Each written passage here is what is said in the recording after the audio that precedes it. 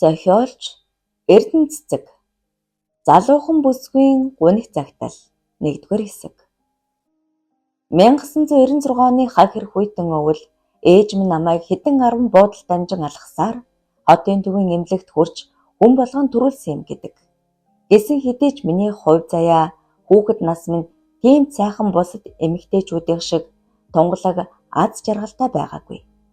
Одоо ч мөн адил. Дөнгөж төрсөн намайг хөөрхий юм уу ээж минь хэд их даарч бэрж ядарч зүдрэн өвлийн хар хүйтэнд гадаа төрүүлэхгүй гэж эцсийн амьсгалаа надад зориулан нарт хорвоод намайг ирсэн тэр өдөр надтай амь солигдсон юм билээ. Ухаан орсон цагаасаа өргөж авсан эцэг ихтэй гологдон адлагдж ирэхгүй шүд зүүн чимээгүй гэр цэвэрлэж ажилласаар л байлаа. Үеийн хүүхдүүд эцэг ихтэй эргэлж юу хүснээ авч сургуульд сурч боловсрж байхад би дөнгөж 4 настайгаасаа гэр цэвэрлэг хог шүүрдэх тэр бүхэл шөнө нь өргөмөл аав ээжийнхээ бизнесэнд туслаж багсаг юм хийсээр шүн дунд хевсэн дээр бүхлээрээ унтчихдаг халтар бор царайтай жижигхэн охин байсан юм. Мэдээж хар нялхаасаа ажилд нухлагдсан юм гэсэндээ үе тэнгийн хүүхдүүдээс хамаагүй хэрсэн өссөн л дөө. Сургууль сурахыг маш их мөрөөддөг байлаа. Өргөмөл аав ээж минь 3 хүүхэдтэй. Тэд бүгдээ сургуульд явдагч хичээлээ огт хийдэггүй байсныг одоо маш тод санаж байна. Хаяа би өөрийгөө тэдний оронд тавиад хулгайгаар цүнхийг нь үрж толны өмнө хэд эргэлдэж аваад эвтэйгэн буцаагаад байранд нь тавьчихдаг байсансан. Би амьдралд ажиллах, гэр цэвэрлэх л миний үүрэг гэж боддог байлаа. Заримдаа дээр үеийн төмөр ваан дотор чимээгүй ороод их л нойр авч тэр дотор жаргалтай дураараа унтаж чаддаг байж үлээ. Гэсэн хэдий ч унтлаа залах уу хар нялхаасаа ажилгүй ямар хүний хүүхдийн болоо гэж адлагдан загнуулж өмөх талах багахан хоолн дурамшиж ажилласаар нас биенд хүрсэн юм да. Бурхан надад яагаад ийм хатуу тавилан заяасан гэдгийг би огт ойлгодоггүй. Миний хүүхэд насанд баяр хөөр багахан байсан. Энэх өдөр тоглох цаг огтхонч байгаагүй. Тэр бүхэл шинэ хувцас огт өмсөж үзээгүй би 18 нас хүрсэн. Дандаа л айлын хүүхдийн багтсан гологдсон хувцас өмсдөг байсансан. Өс маань маш их өтгөн тул зуны халуунд бөөсчихдөг байв. Аавта зүг өдөржин микронд явж орилсоор хоолой сөнгөтөж хам хөлс сувсаар шүн дунд заримдаа арай эртхэн гэртээ ирдэг байлаа. Үс бөөсцэн заваан гэж ээжид загнуулж зун бүр үсээ хусуулж эрэгтэй хүүхэд шиг халдсан толгойтой гараад явдаг байж үлээ. Харин эгч дүү нар минь зун сургалтанд сууж гадаа өдөржингөө тоглож орой ирэхэд усаач аваагүй байтгсан. Ингээд л би гэж нэг хүн эрэгтэй дүүтэйгээ хамт худаг явна. Харин би худаг явах хамгийн их туртай. Тэнд хэсэгхэн зовлонгоо умартаад усаар байлдан тоглож гудамны хідэн хөвгүүдтэй тэвг өшгөлөж амждаг байв. Эрэгтэй дүү минь миний талд бат цогсноо. Хаяа бид хоёр нийлж тэвг тоглож хаад усаа аваад буцахдаа аав ээжээс айгаад үснээсээ хідэн ширхэг үсийг зулгааж газраас 3 ширхэг чулуутай хамт гартаа хатгаад ордог байлаа. Тухайн үедээ л инхээр загнадаггүй гэж ойлгодог байсан юм. Одоо бодохоор инээд ч хүрэх шиг. Нэг өдөр би ээжэд хөхөрийн болтлоо задуулж байснаа хизээж мартдаггүй. Учир нь дүү бид хоёр усанд яваад ирэхдээ дүү минь усны тэргэн дээр 20 бетон тэврээд унтаж би дуу дуулсаар дүүгээ түрж яваад уруу зам руу тэргээ дийлэлгүй алтаж дүү минь ирчээрээ тэрэхдээ 20 литр устай онхолдож хөл нь хугарч ээжэд маш их задуулсан юм. Тэр үед би ээжэд задуулснаас илүүтэйгээр ааваас маш их айж байсан ч тухайн үед аав юу ч хэлсэнгүй чимээгүй за яах вэ? Харин ч энэ зэрэгтэй үлдсэн ихэм гэж хэлээд эмнэлэг гараад явж байсан юм. Тухайн үед намайг өрөвдсөн үү яасан бүү мэд. Урдынхаас шаал өөр чимээгүй байж үлээ. Харин би тэр шүн дүүг өрөвдөж шүнжин унталгүй дүүгийнхээ хажууд суусаар үүр цалгаж үлээ. Муу дүмэн намайг хараад "Эгчээ, таны нүүрж нь хөхөрчгөж. Эгчээ, та унтаа" гэсэн ч Би намаа гэдэг ганцхан хүн минь тийм болсонд сэтгэл өвдөж хонжулээ.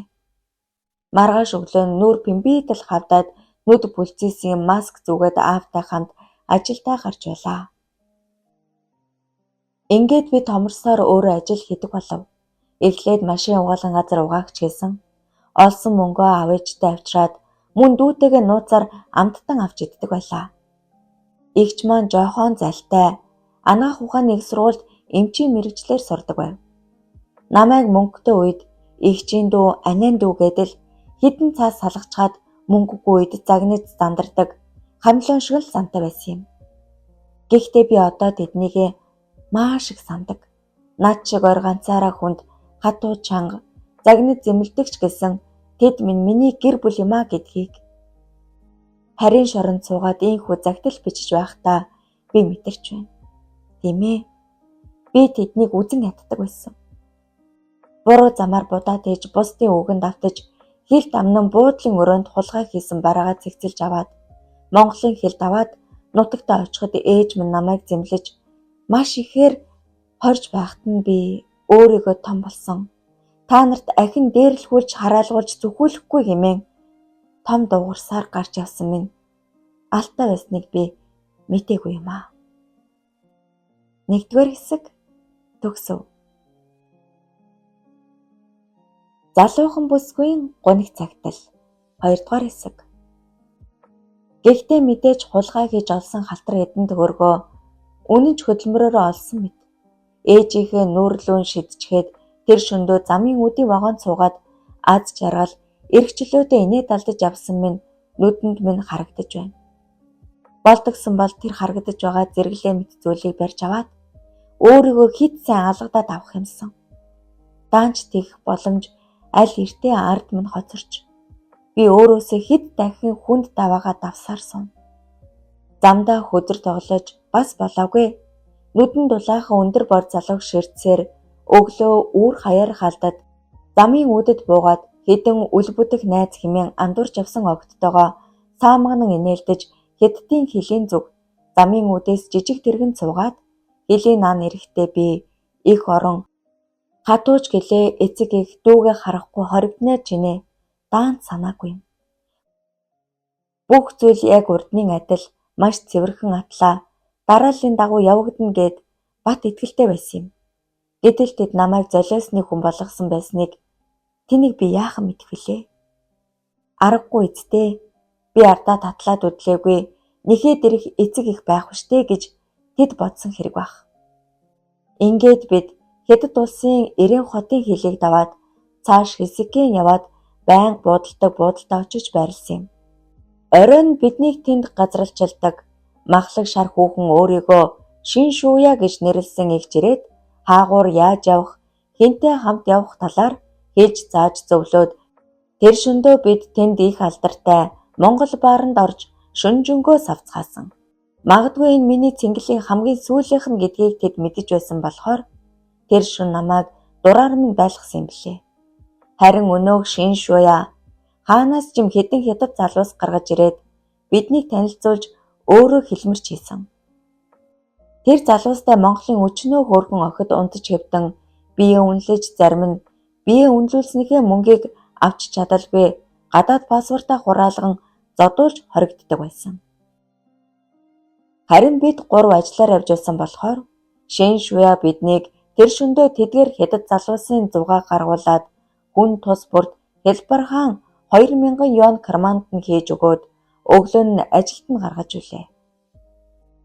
Би ганцаараа хулгай хийсэн бараагаа дэлгүүрээс авч гарах даалгавар авч харин өнөөх 2 охин маань камер болон ойр дорны ажиглалтанд зогссон юм. Мэдээж эхний өдөр амжилттай. Бид Эрээн хотын хамгийн том гэгдэх дэлгүүрээс нэг өдрийн дотор Монгол мөнгөөр 6-аас 8 сая төгрөгийн бараа хулгай хийж чадсан байлаа. Харин маргааш нь Хөх хотын үнэт эдлийн дэлгүүрээс хулгай хийхээр төлөвлөсөн байлаа. Эрээнээс авсан бараагаа буудалтаа цэгцлэн зарим нэг чипийг нь салгаж баглаж боогоод өглөө эртээ шин шуя Монголын хэл давуулахаар гарч бид түүнийг эрхийг хүлээж буудалтаа хэсэг амардаг байв.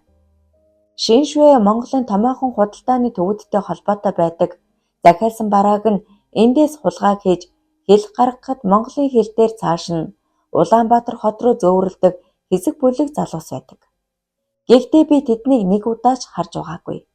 Учир нь би Шинко байсан юм. Ингээд Шиншуа бараагаа гаргаад буцаад ирэхэд нь бид өдөр 2 цагийн автобусаар Хятад улсын Хөх хотыг зорилоо. Маш удаан явсан. Би тэр үед өөрийгөө эрхчлөө гэдг нь л энэ байх, ийм сайхан нутаг орон үзүүлж мөнгөөр тасрахгүй, дуртай ховц, дуртай юм авах боломж олгосон Шиншуа эгчид дотроо талархаж байсан юм. Хөх хотын төмөн хүмүүс донд хөл хөдөлгөөн гэж жигтэйхэн. Тэнгэр минь ямар гоё юм бэ?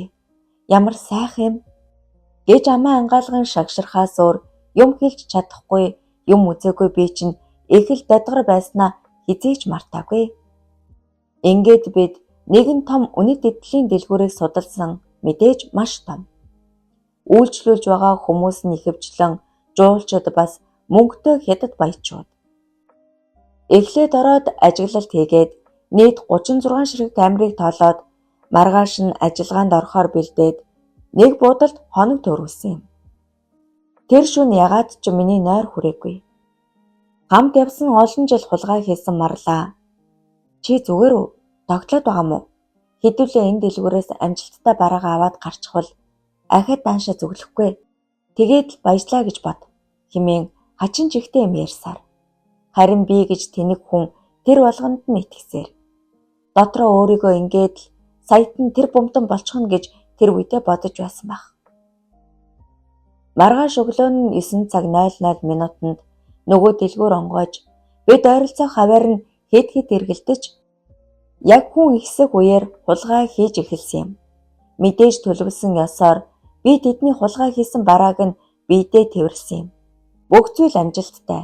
Бараг хэдэн 100 саяын үнэтэй барааг би жишимч үгүй бас ямар ч айх аюулгүй тэр том дэлгүүрээс биедээ тэгээд гарсан ч үнэт эдлийг хулгай далдсан тохиолдолд хаа байгаа газраас нь илрүүлж болохоор тусгай төхөөрөмж зориулагдсан байдгийг би мэдээгүй. Гэхдээ тэдгээр төхөөрөмж зөвхөн шошгонд нь ялтас маягаар суурилсан байсан.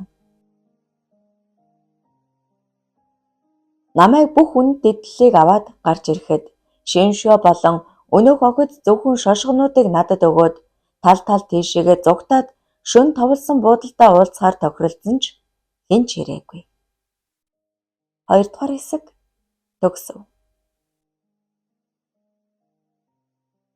Залуухан бүсгүй 3 цагтал 3 дугаар хэсэг.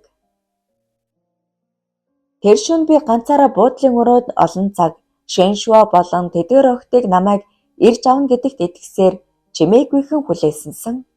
Үнэт эдлийн дэлгүүрээс гарах чипийг тэд маш сурмаг салгасан ч шошгон дээрх ялцыг хинч надад хэлээгүй. Тэдгээр шошгонуудаас нэг ширхгийг ч би хайж болохгүй гэсэн даалгавар Шиншуагаас авсан байсан. Учир нь Монголд шошгохгүй үнэт эдлэл зарагдах нь удаан байдаг гэж надад итгүүлж харин би итгэчихсэн. Тэгээд л би шошгонуудыг хаяагүй. Амнаас илүү хадгалж өөрийн амьдрал хувь заяагаа ямар ч үн цэнгүй шошгоор сольчихсан юм. Гэхдээ намайг эрийн хотын дэлгүүрээс хулгай хийсэн тэр цагаас эхлэж цагдаа нар дагаж мөрдсөөр ирсэн юм билээ. Энэ талаар анх шоронд ороод хоригдож байхад Монголын элчин сайдаас гаргаж өгсөн Өвөр Монгол хэлмэрч надад хэлсэн. Учир нь би бараануудыг дандаа тэрвэрлдэг тэрвэрлэгч нь байсан. Тэгээд л би өгөөш нь болж байснаа мэдсэн. Харин надтай хамт хулгай хийсэн охид болон Шиншуа нар намайг баригдаад нүд бүтэлцэж айж байхад зүгтааж амьдсан баг. Шөнө донд буудлын өрөөнүүдэд хөлийн чимээ гарч Хятад хүмүүс шивэр авир хийж эхлэхэд тэд одоо л ирж байна хэмээн горьдсон. Хэсэггээ чимээ чагнатал хаалга нүдэж би баярлан онгойлгоход өөдөөс буу шагаасан Хятад цагдаа тоссон юм. Ингээд л би 2 гартаа хүйтэн гавзууж би ганцаараа бишээ. Би тэд нарыг заагаад өгье гэж уйлж хашигчин муучгсан өнөөх үзэн ядаад байсан ээжигээ өөрийн мэдлгүй намайг авраач гэд дуудсаар 2 бороохуудуулаад хинч сонсохгүй хүний ертөнцөөс авралгүйж ийш тийшээ хайж харж байхдаа тэднийг хажуу зэргэлдэх буудлын цонхны гаднаас намайг харж байхыг харсан юм. Намайг авраач. Тэд тэнд байна гэд хүчнээ орилсон боловч хинч миний хэлийг ойлгоогүй. Харин ч намайг түлхэж зандарч чирж гудацсаар төмрөн гягтнах хаалган тажигнсан машинд чихэд суулгасан юм. Машинд ороод суухдаа би ингээд өөхөх бахтаа гэсэн айц давтан байдгаар жичирж хэнийг дуутахаа мэдэхгүй гагцгүй замын туршид "Бурхан минь, намайг авраач" гэж дотроо залбирч байлаа. Машин хөдөлмөгч миний толгойд хар давуу өглөөд хаашаа ч авч явсан.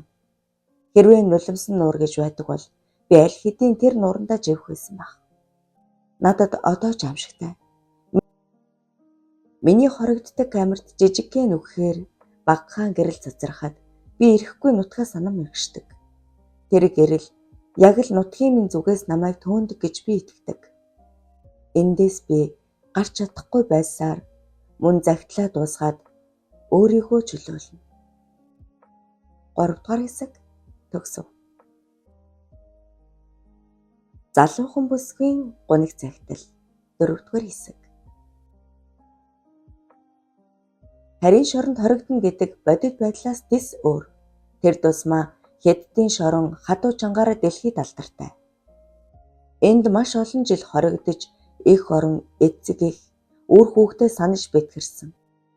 Монгол улсын хүний тооноос ч аль хэдийн жилийн өмнө хасагдсан маш олон монгол бүсгүйчүүд эгч эмээнар байдаг. Тэдний ихэнх нь хулгай, мэхлэлт, зодоон, дээрэм, мөн улс төрийн түшээдийн золиосны карманы хүмүүс.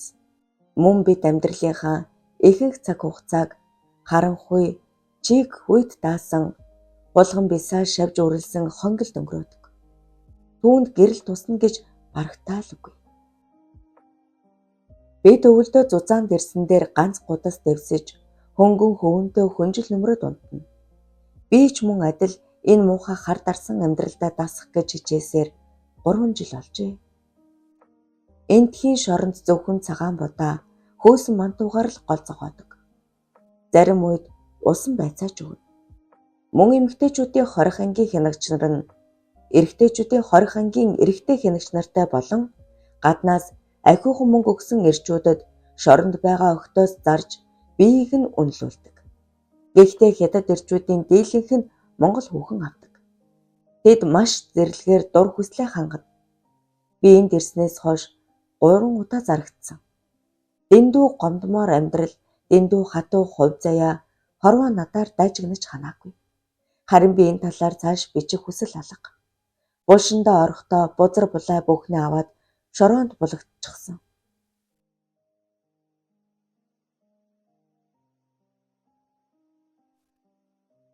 Эмэгтэйчүүдийн шоронд бэлгийн дур хүслээ камертай чимээгүй аргалдаг. Арай хүчрэхэг нь сул дорой нэгнээ зэрэмдэглэнэ. Энэ талаар хянагч нар нь мэдсэн ч ямар ч арга хэмжээ авдаггүй. Зарим нь хэд харагслагдаж нэгний хөнөөсөн байдаг. Сард 1-2 удаа эрэгтэй хянагч нар нэрж аль царай зүс биеийнхаа сайтайг нь аваад явдаг. Тэдгээр хүүхнүүдийн зарим нь эргэж шорондоо ирнэ. Зарим нь үхээд нам дарагдана. Энд насаараа болон олон жилийн ялтай хүүхнүүд илүү өртдөг. Мөн хоолны төлөө амиа өгөхөд бэлэн байдаг. Намайг ирээд анхны шүүх хурал болоход аав минь нэг удаа утсаар надтай ярьсан юм. Би түүнийг буруу боддог байсан юм билээ. Бид хоёр 3 минутын турш зөвхөн бие биенийхээ утасны цаанаас уйлах дугуйлтод сонссон. Амьдралдаа анх удаа аавыгаа уйлахыг тэгэхэд л би сонссон. Минут дуусах үед аав минь "Миний охин хийсэрээ. Аав нь заавал очино" гэж хэлсэн. Тэр үйлбэр зүрх зүсэх шиг болж би гаслантайгаар уйлж цээжээ дэлдэж байлаа. Би ааваасаа тийм халуун дотн үг сонсно гэж төсөөлөөгүй. Мөн миний 23 жилийн турш сонсохыг хүссэн хамгийн нандин үг байсан юм. Дараа нь би аавыгаа надад хайртай байсан юм байна гэж бодож баярлсан. Тэр үг миний энд ирснээс хойш сэтгэлийн тайтгарал болсон. Би энд 24 жилийн ял сонссон. Монгол улсын элчин сайдын яамнаас шүүх хуралд минь дөрвтэй хяналт тавиагүй. Мөн надтай хамт хулгай хийсэн охид болон шин шуагч барьж чадаагүй. Би өмгөөлөгчөөр дамжуулан хэд хэдэн удаа тэдэнд болсон явдлын талаар загтал бичсэн боловч нэг ч удаа надад хариу ирүүлээгүй. Ингээд л би бүх хэргийг ганцаараа үрсэн. Насаараа шоронд байх хувь тавилантай төрсөн хүн юм байна хэмээн хаяа би боддог болсон. Гэсэн хэдий ч зүүдэндээ би их оронлогоо гүйж байна хэмээн тодоос тод хардаг. Тэр зүүдийг бараг сүүлийн 1 сар шөнө бүр хэсэгхэн зүүдэлдэг болсон. Зөвхөн унтаж байхдаа л би өөрийгөө аз жаргалтайгаар харж чаддаг болохоор сэрмээргүй. Үүр зүүдлээд унтмаар санагддаг. Шоронд бүх зүйл хориотой. Загтал бичихийн тулд хянагч нарын дуг хийх цагаар тааруулдаг. Тиймээс шөнө дунд анхаарал суларч шалгалт багасах үеэр бичдэг юм. Харанхуй ханны нурсан шаврын завсраар тусах бүдгэн гэрэлт үг үсгээ эн тэнт нь оруулж хэндэж хэлж чадахгүй байгаа гунигт хувь заяагаа би загтал болгон үлдээхээр үзэгдэлнэ. Залуухан бүсгийн гуниг загтал 5 дугаар хэсэг. Шөнө бүр би өөрийгөө их нутаг руугаа хүргэж өгөөч хэмээн залбирдаг. Монголын маш олон охид энд тарчлан зовж зарим нь үхэж үгүй болдог. Би ч мөн адил тэдний нэг хэсэг. Миний амьдрал намайг анх төрөхөд л хувь тавилан минь шийдчихсэн. Тиймдээ ч өргөж авсан эцэг эх минь надад хувь заяа гэсэн нэр хайрлсан явдал юм. Миний хувь тавилан шүүхийн гарт, гэхдээ харийнхны хатганд. Энэ бүхэн миний булчимгүй алдаа байсан юм. Харин би Шэншуа болон тэдгээр охидыг үзэн ядахын дээдээр үзэн ядаж байна. Хүний амьдрал ирээн бараантай. Гэхдээ над шиг ийм бараан амьдралтай хүн хорвоод ховорхон байх. Өөрийн амьдралын загтлаа өдөр бүр бичиж суухад аав нь охиноо харийн шоронгоос гаргах гээд явж болох, очиж болох бүх л газар харилцаа тогтоож учир байдлаа хэлнэ. Харин нааштай хараа өгсөн газар гэж огтхон ч үгүй. Дам хүнээс сургалахад хятад улсад хоригдсон хүн бараг л тэндээ нарсанд хатаж өгдөг гэлцэн.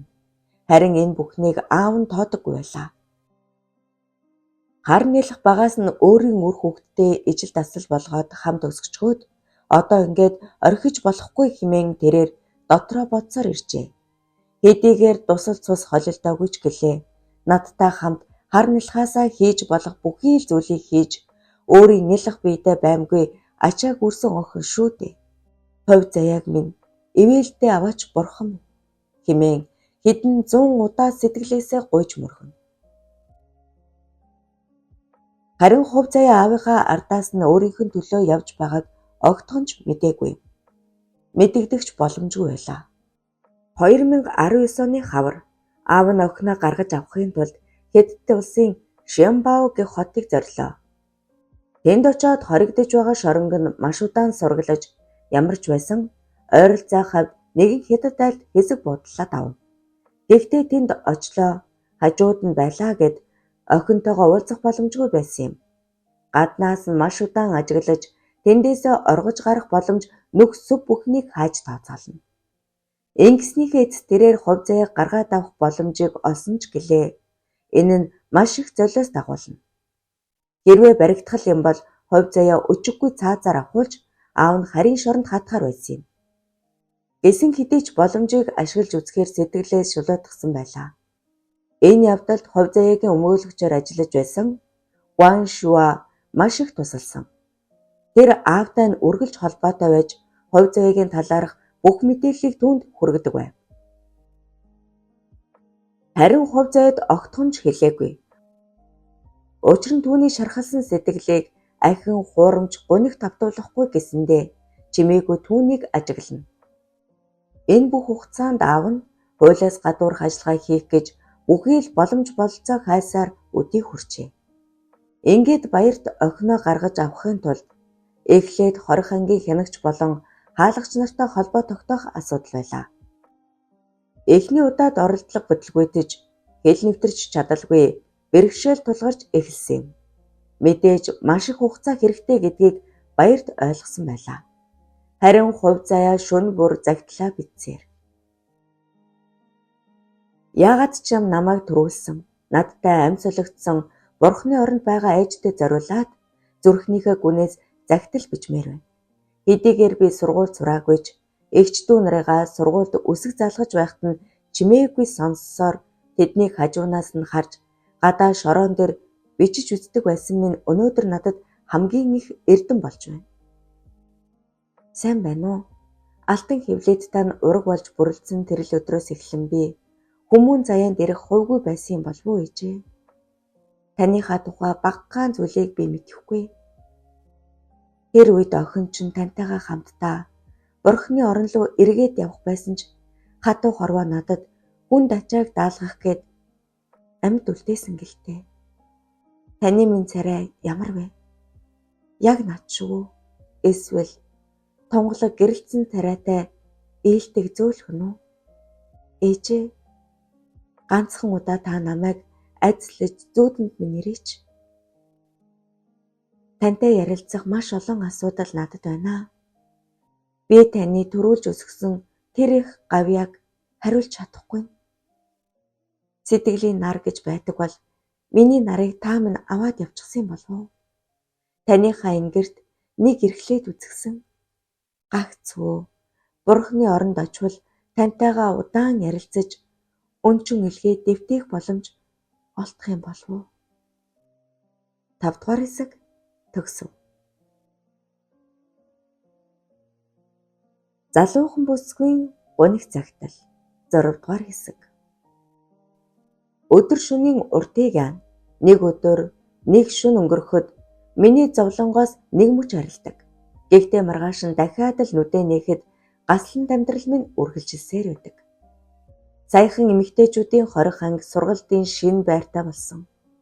Бид тэнд хувцас ойж багахан ч гэсэн өөр зүйл сатаардаг юм. Энд гадны хоригдлууд ихэнхдээ дарамтанд байдаг. Хятад хоригдлоос тээс өөр маягаар шийтгэл хүртдэг.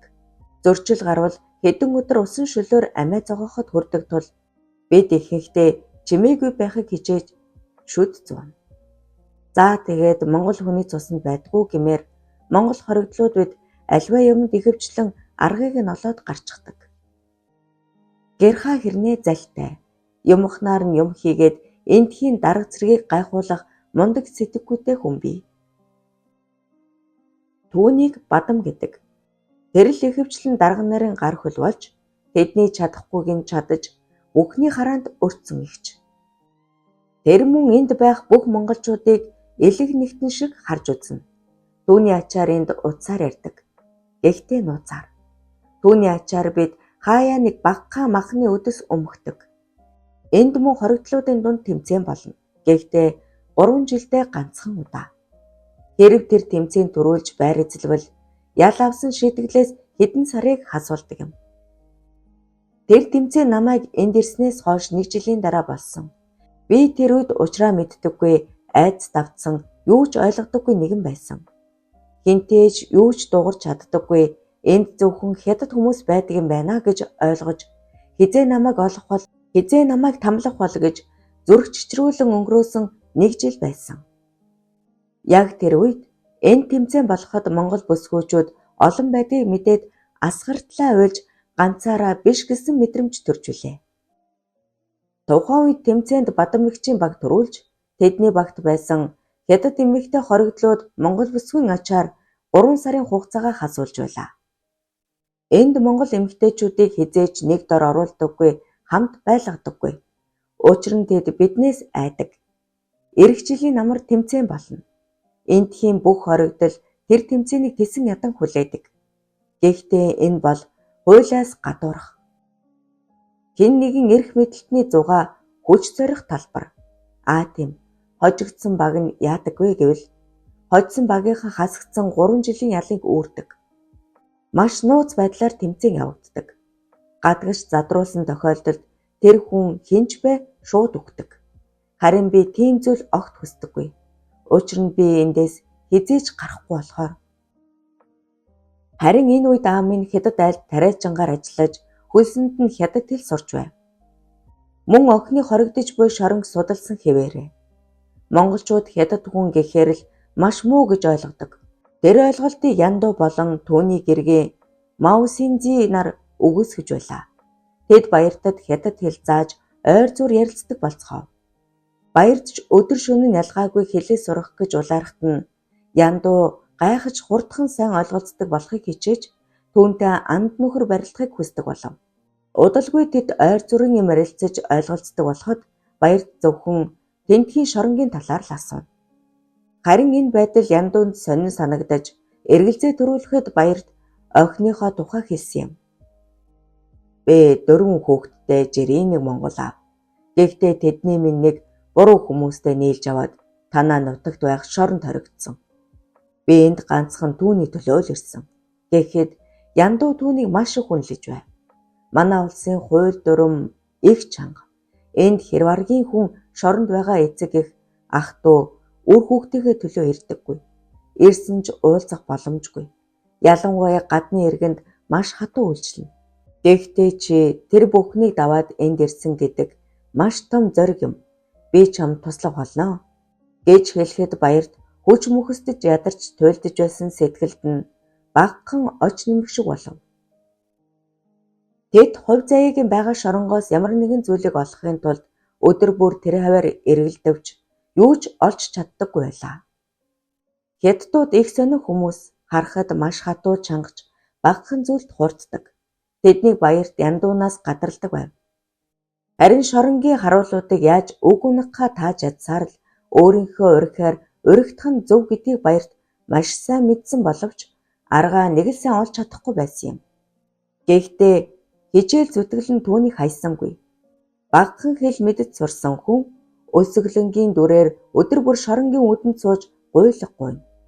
Эхэндээ хөөгдөд зодуулж занжуулдаг байв. Сүүлдээ тентгийн бүх харуулууд түүнийг тоохоо болж эхэлсэн. Энэ үед л Баярд ямар нэгэн сэжүүр олно хэмээн дотроо бодож байв. Хүн дүрстэй юм болохоор зарим эмэгтэй харуулууд Баярдыг өргөдөж багахан будааны шавхруу авчирч өгдөг болсноор төлөвлөгөө нь нэг шатаар ахиж байлаа.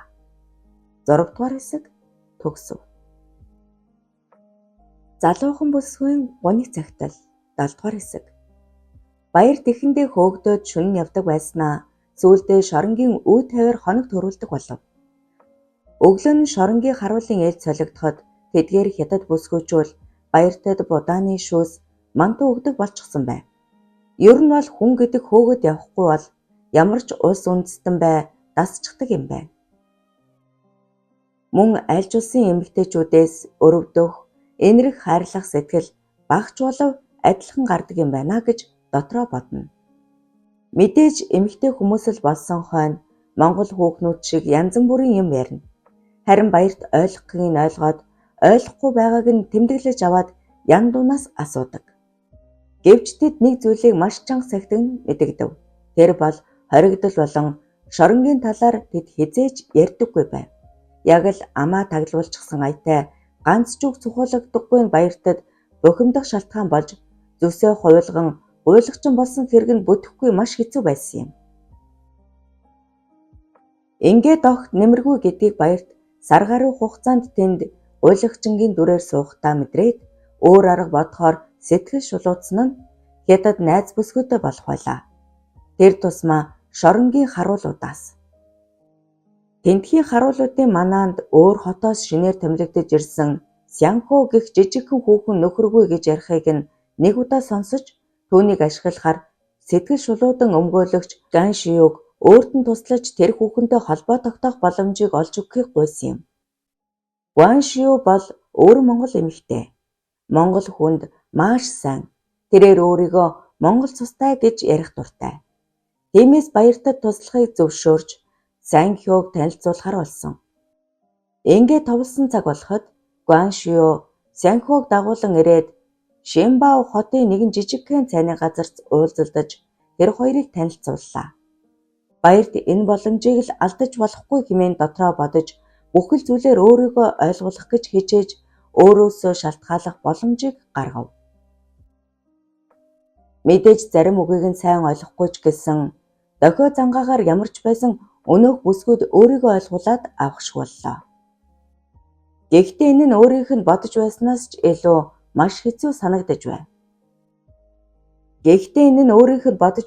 ч илүү маш хэцүү санагдаж байв. Урд өмнө ийм зүйлийг төсөөлөөжгүй байсан түнд ар гэр эхнэрээ хураадж байгаа юм шиг мэдрэмж төрж хамаг хүйтэн хөлсөн цутгаж байсан ч түүнтэй дотн харилцах хичээсээр эцэст нь тэрээр түүнийг найз бүсгүйгээ болгож чадлаа. Гэхдээ Сянхуд баярт маш их таалагдж байв. Хятад хүмүүсийг хараад байхад ихэвчлэн монгол эмэгтэйчүүдтэй эрчүүдийгээ суулгах сонирхолтой. Монгол нүүртэй хятад эмэгтэйчүүд их зөөн байдгийг баярт Сянхугийн хөгшин эмэг их өвөг хоёр дээр очихдоо л мэдэж авлаа. Тэд монгол эрэгтэй хүн гэхэд маш их дургуйлхэж цусаа харамлаж байсан нь элт нүдэнд нь тусаж байв. Гэсэн хэдий ч баярт удаан үргэлжлэх харилцаа биш тул нэг их тоосонгүй. Ингээд Сянхуйтой дотносож ажлынхан талаар эхлээд багасаа зүйлийг мэдхийг хичээж асууж эхлэв. Харин тэр бас л олигтой үг унахгүй тэгс ингэсгээд орхичихдаг байв. Баярт аргагүй л хужаа юмдаа өмхий санаатай гэж бодон өөрийгөө хар авахуулахгүй хичээж түүнтэй илүү дотн байхыг хүсэж хаяа нэг ажлынхан гадаа хамт очиж хамт олонтой танилцсан гэж хичээв. Гэхдээ түүний зүтгэл нь талаар болсонгүй. Санхио шоронгийн талаар түүнд ойр зур юм ярьж өгдөг болов. Эмэгтэйчүүдийн хорих анги маш хатуу чанга. Бид хэдийгээр тэнд ажилдагч гэлээ хуулийнхаа өмнө бол хоригдол шиг дууга байх үүрэгтэй. Харсан байсан ч хараагүй өнгөрөх тушаалтай тийм л болсон. Энд нэг тийм том эрх мэдэлтэй эсвэл шоронгийн даргын тушаалаар ал гэвэл алж амьд үлдээ гэвэл үлдээдэг. Гэхдээ тэдгээр хүмүүс насаараа хорихол авсан бүсгүйчүүд байдаг. Зарим азтай бүсгүйчүүд дарга нарын хараанд ортож тэдний татвар юм болсноор харгислал хэрцгийллээс аврагдаж чаддаг. Хэмээн багахан зүйлийг ярихад баярт булгаан хэргийг танаа улс яаж хүлээж авдаг юм бэ? Хэмээн асуудал Сянху их л гайхаж харснаа нэг инээгээд энэний талаар би юм хэлж мэдэхгүй гэд өөр юм хэлсэнгүйд баярт заавал сонссондоо гэж дотроо бодсон ч гаднаа зүгээр дээ сонирхолтой санагдаад л гэж хэлээд инээмсэглэмэр аятав. Харин Сянху 3 жилд нэг удаа болдог тэмцээний талаар баяртад ярьснаар тэр нь санааг нь өгөх шиг болчихов. 7 дугаар хэсэг төгсөв. Залуухан бүсгүй гуниг цагтал төгсгөлийн 8 дугаар хэсэг. Харин баярт тэр тэмцээний талаар өдөр бүр Сянхугоос асууж сургалж хэд хоног хэдий хэр хугацаанд болох талаар мэдэж авлаа. Сянху эхэндээ гайхсан ч Монгол залуус юмыг дуусгаж байж санаа намардаг бололтой гэж бодон удахгүй намар тэмцээн болдог. Одоо яг 1 сар дутуу байна. Гэхэд баярт би очиж үзэж болох уу? Чи хятад хүн биш. Энэ бол маш хатуу хориотой. Тэгвэл тэмцээн болох өдөр чи харуул гарах уу? Хэмээ. Сүүлийн өдөр миний гараа таарч байгаа. Маш хянамгаа чанга байхгүй л бол тэндээс хяналт алдагдах өндөр магадлалтай байдгийн. Бид олон давхар хамгаалттай гарнаа. Энэ бол ус төдийгүй шоронгийн маш том нууц. Харин баярт яг тэр өдөр л тэдний анхаарлыг сулруулах хэрэгтэй гэж ойлгоод Яндун болон Гуаншуо нараас тусламж гуйж тэднэр төлөвлөгөөг зохиох ажилдаа орлоо. Эхний ээлжинд Гуаншуогаас охиныхоо хоригдож байгаа камерын өрөөг мөн түүний дугаарыг нь мэдэж авлаа. Дараа нь шоронгийн бүх гарц, орц, хонгил бүхнийг план зургаар дүрслэн хар зураг болгон сэлж цээжилж эхлэв. Гэхдээ энэ бүхэн маш эрсдэлтэй гэдгийг тэр мэдэж байсан ч зориг гарган шулуутсан байсан. Харин Сянху түүнийг ямар нэг юм хийгээд байгааг гадарласан ч арайч ийм гэдгийг мэдэж амжаагүй байв. Тэмцээн болох өдөр дөхлөө. Би тэмцээнд орохоос татгалзсан тул загтлааж бичиж суун. Хүний амьдралын цаг мөч яг энэ болох гэж буй тэмцээн шиг хурдан өрнөд хурдан тарчлаад дуустдаг бол хичнээн сайхан бэ. Би захиан дээрээ урд өмнө дурдсан би захиагаа дуусгаад өөрийгөө чөлөөлнө. Харин урд шөнө би их сайхан зүүдлээ. Тэр бол би зүүдэндээ төрсөн ээжигээ харсан явдал. Та минь ямар сайхан юм бэ? Хараад л баймаар. Ээжээ би энд эрэхтэй хүйтэн гаванд гар минь харагдаж нулимсан нуурн живж байхад би Бурхан л бодож байсан. Гэхдээ тэр байдаггүй юм лээ. Удахгүй энд маш олон хорих ангийн эмэгтэй хоригдлууд хүч үзэн нэг алхаас наагур юм болно. Би айж байна. Энд байх шавран ханны цаанаас нэвт товдрох багахан гэрэлд би хүслээ шивнэлээ. Ээжээ, та намайг өөр дээр аваач. Утахгүй уулзъя. Ингээд хэд хоногийн дараа тэмцээн болоход бүх хоригдлууд хянагч нар зөвхөн сулчлуудад тэмцээнд оролцож байгаа хүмүүс рүү анхаарлаа хандуулна. Гаднаас нь харахад олон давхар байшин шиг ханны цаана нам гүмж дотроо төмбөмөн эмэгтэйчүүд хятадаар орилдож, нэгэн команд дор нэгдэж нэгний шахна. Хаа газар ямар нэгэн байдлаар хуур дөрмийн цоорхоо гэж байж л байдаг. Энэ мөч мөн адил. Санхиогийн шөнийн гараанд баярт хоол хийж очихдоо чимээгүй дотгош нэвтэрч амьдсан байлаа. Тэр энэ гарцыг маш олон удаа ажигласан байв. Өөрийнх нь төлөвлөснөр нэвтэрсэн ч цаашаа юу болохыг таашгүй. Хаалгаар хятад эмэгтэйн дүрд хувирж Санхиогийн харуулын нэгээлжин хувцсыг өмсөөд чимээгүй орлоо. Хажуугаар нь маш олон хятад хянагч нар зөрөгч түүнийг огт ажигласангүй. Гэсэн хэдий ч зүрх нь түг хэмээн илүүтэй хүчтэй атлаа чанга дугаар бусдад сонсогдоод байгаа мэт санагдана. Ёстой л айсан үед аргал хөдлөнө гэгчээр салгалаж байсан ч зоригтой тул баяр тохиныхоо төлөө ухарсангүй. Тэмцээн болж байгаа хонгол руу орвол гавтай хятад эмэгтэйчүүд тал талаасаа хашигчиж, зарим нь дотроо зодтолдож, зарим нь хятадаар элдв нахаалны хараал хэлж, эмэгтэй хүн битгий хэл, эр хүн ороход айдас хүргэм жихүүцэн төрж байв.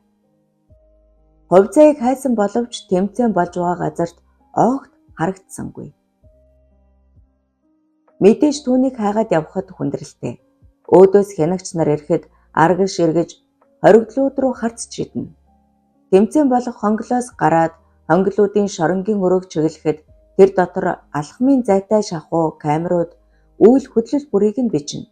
Харин бүгд л тэмцээнд анхаарал хандуулсан тул ажиглалтанд бага байв. Хувьцаагийн хоригдох өрөөг Гяншуо маш сайн зааж өгсөн. Баярт түүний өрөөг маш хүйтэн хэрнээ харанхуй уртаа хонглоор явсаар олоод очлоо. Мэдээж тэдгээр өрөөнүүд бүгд цоочтой. Цаг маш бага. Тэмцээн дуусаж сүүлийн планд хүүхнүүд өрсөлдөхөд бүх дарга нар анхаарлаа тийш нь хандуулж өөр хоорондоо бооцоо тавьж баяр мэд хөөрөлдөнө. Мэдээж үүнийг нь дагаад шат шадантай анхаарлаа өөр тийш нь хандуулсан байв. Энэ байдлыг баярт маш эвтэйхнээр ашиглаж үүдэнд нь зогсох хянагч хүүхэнд 1047 дугаартай хоригдлыг аваад ир тэмцээнд хэрэгтэй гэж дээрээс нь даалгалаа хэмээн хоолоогоо засаж эртнээс бэлдсэн хідэн үгийг өгүүлбэр болгон хэлэх тэр мөч золтойл зүрх нь амаар нь гараад урд нь унчихсангүй буруу харж хэлэхдээ сандрал нь дээцэгтэй хурж байлаа. Харин өнөөх хянагч хүүхэн станцаар асуусан боловч ашгүй өдөөс нь хинч хариу хэлсэнгүй. Хэд хэдэн удаа давтсан ч үнэл хариу байсангүйд хаалгыг нээж хувь заяаг 1047 кодыг дуудахад баярт өөртөө болоод нүдэндээ ч итгэсэнгүй. Энэ л үед эцгийн халуун хараар охиноо твэрмээр байж тэдэнд цаг байсангүй. Малгайгаа доош дарж өмссөн тул хувь зай түүнийг анзаараагүй. Хаалганы хянагч хүүхэн гарт нь гав зүгээд хаалгаар гаргаж баяртын гарт тушаахад хувь заяа гайхсан бас айсан харцаар нүдэнд нь нулимс хурж чимээгүй урд нь зориг муутайхан алхахад баярт ардаас нь нудрах хайдаад төмөрд дачгансан гяндангийн хаалгаар гараад хонгил өдөө өгслөө. Мөн тэрээр хувь зайд өөрийгөө хэн гэдгийг таниулах боломжгүй тул ардаас нь чимээгүй дагсаар. Хэрхэн зургийн айц давтан харанхуй хонглын уртад маш их бодол толгойд нь буув. Охиноо хараад хичнээн их өрөвдөв. Цонхийсэн цагаан царай, багын адил үсээ хусуулсан халимаг ургасан богинохон үс. Зүс алдаж өнгөн тодрох жижигхэн нүд. Анх ээж чинь чамайг төрүүлсэн. Эмнэлгийн хаалганы цаанаас энэ л охинд амиа тавьж өгөөд явсан тэр бүсгүй бол миний эхнэр байсан юм. Тэр үед бид тарчиг хаан байлаа. Аав нь ээжийг нь хайрлаж чадаагүй.